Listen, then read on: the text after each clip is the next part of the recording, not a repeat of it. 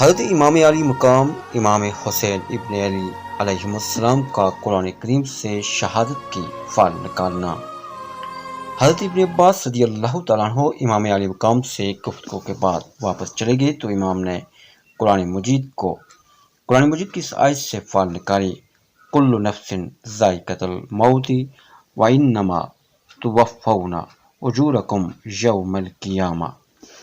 امام علی مقام نے فرمایا، صدق اللہ و صدق رسولہ، میں نے اپنے جد امجد کی جو بات خواب میں سنی تھی اور اپنے پروردگار کا وہ کلام جو استخارہ میں واضح ہوا ہے، دونوں میں میری شہادت کی تائید کرتے ہیں اور مجھے اس سے چارہ نہیں۔ دوسرے دن حضرت ابن عباس رضی اللہ تعالیٰ عنہما نے حاضر خدمت ہو کر عرض کی، اے ابن رسول اللہ، آپ نے کیا سوچا ہے؟ آپ نے فرمایا، عراق کے سفر کا مصمم ارادہ کر لیا ہے اور دل کو قضائے ربانی اور حکم سبحان پر رکھ دیا ہے۔ جس امر میں رضائے حق ہوگی اسی میں میری رضا ہے۔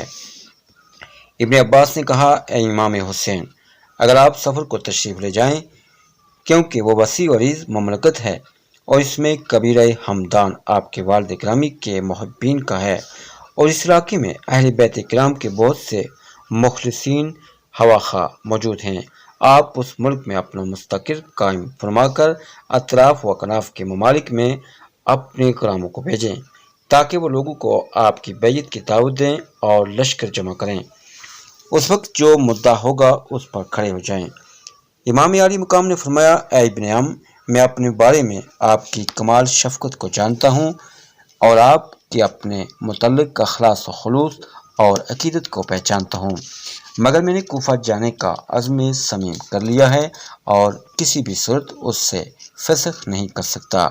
اس سفر میں ایک راز ہے جو ظہور پذیر ہوگا اور میں جانتا ہوں کہ میرے ساتھ کیا واقعہ پیش آنے والا ہے، اور جو میں نے اپنے جد امجد صلی اللہ علیہ وسلم اور اپنے والد گرامی سے سن رکھا ہے۔ کیا آپ نہیں جانتے کہ میرے والد گرامی نے بارہا منبر پر فرمایا ہے، اوتیت علامہ علم المنایا والبلایا۔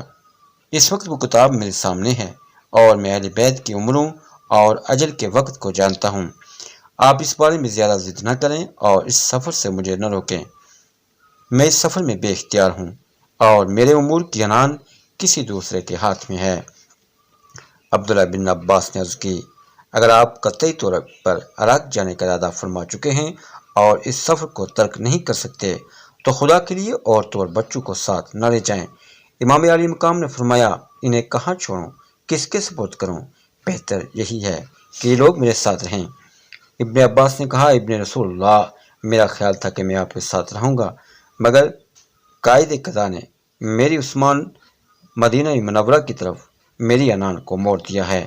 ہو سکتا ہے جب آپ کوفہ کو اپنا مستقر بنا لیں تو میں آپ کی خدمت اقدس میں حاضر ہو جاؤں گا، اور میں نہیں جانتا کہ آپ کی مفارقت کا بوجھ کس طرح برداشت کروں گا اور آپ کی ہجرت کا غم انجام کا جام کون سی قوت سے پیوں گا۔ بعد ازاں امام علی مقام نے اپنے برادر و ہوا خان اور عزیز و اقارب کو جمع فرمایا اور خواتین و اطوال کے لیے محمل تیار کیے اور ذی الحجہ مبارک کی 3 تاریخ کو مکہ معظمہ سے باہر نکلے اور راستے کی طرف رخ کر لیا۔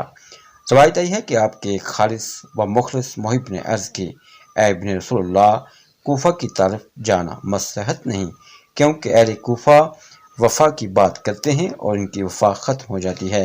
امام علی مقام نے جواب دیا، میں ان کی حجت کے الزام سے ڈرتا ہوں، اور یہاں اس ڈر سے میں نے اس مصیبت کو قبول کرتے ہوئے بار سفر تیار کیا ہے کہ غیب سے کمند ڈال دی گئی ہے اور میں اس کمند کا گرفتار ہوں۔ چیکنم من کے گرفتار کمندم، گیازی سوئے برندم گیاز آسوئے کشندم